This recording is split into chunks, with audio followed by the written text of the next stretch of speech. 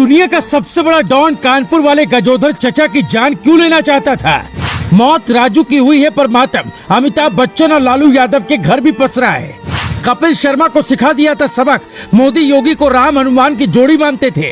कहते राजू श्रीवास्तव का जन्म ही दुनिया को खुश रखने के लिए हुआ था, लेकिन कौन जानता था उनका सबसे बड़ा दुश्मन दुनिया का सबसे बड़ा डॉन होगा। दुनिया का एक हिस्सा ऐसा भी जहाँ राजू श्रीवास्तव की मौत की खबर पर जश्न मनाया जा रहा है। आधा पाकिस्तान राजू से दुश्मनी निकालना चाहता था। दाऊद का पूरा गैंग देख लेने की धमकी देता था। राजू श्रीवास्तव की एक अपनी दुनिया थी। कॉमेडियन की जिंदगी पर्दे पर जितनी नकली होती है, असल जिंदगी में उतनी ही सच्ची होती है। राजू का कुछ किस्सा शायद आपको न पता हो। अगले 3 मिनट में सुनिए राजू को दुनिया 100 साल बाद याद क्यों करेगी। जब कपिल शर्मा हाफ पैंट पहनकर घूमते थे उस वक्त राजू कॉमेडी किंग बन चुके थे। उस वक्त मशहूर laughter show the great Indian laughter challenge आता था।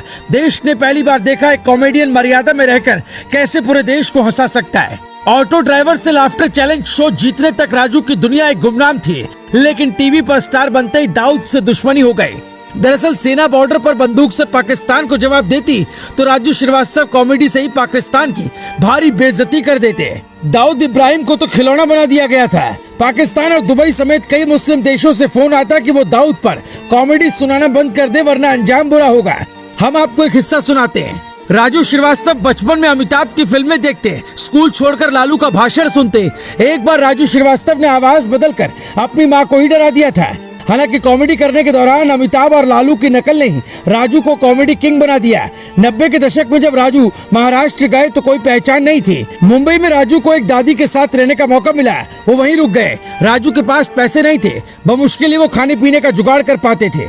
ऐसे में उनके लिए अलग से फ्लैट लेना मुमकिन नहीं था। हालांकि जब यहाँ रहना भी मुश्किल हो गया तो राजू ने मुंबई में ऑटो चलाने का काम शुरू कर दिया। लेकिन धीरे धीरे काम मिलने लगा और तेजाब फिल्म में पहली बार एंट्री मारी। कपिल शर्मा को फूहड़ कॉमेडी के लिए हमेशा उन्होंने डांटा। एक बार तो यहाँ तक कह दिया था, अगर पब्लिक को पता चलेगा कि ये लोग छोटी छोटी बात पर लड़ते हैं, शराब पीकर महिलाओं के साथ बदतमीजी करते हैं, तो इससे फैन फॉलोइंग कम होती है और लोग निराश होते हैं। लोग हमेशा आपको प्यार करते हुए सिर पर बैठा के रखते हैं, इसलिए बचना चाहिए। अगर इसका कारण शराब है तो उसे छोड़ देनी चाहिए, क्योंकि जनता के प्यार उससे बड़ा है। मैं चाहता हूँ कि सुनील ग्रोवर और कपिल मिल जाएं। राजू श्रीवास्तव गुत्थी को बहुत मानते थे। हालांकि बात आगे बढ़ी। 2014 में मोदी सत्ता में आए तो वो मोदी के दीवाने हो गए। बाद में जब योगी आए तो राजू ने मोदी योगी को राम हनुमान की जोड़ी मान लिया।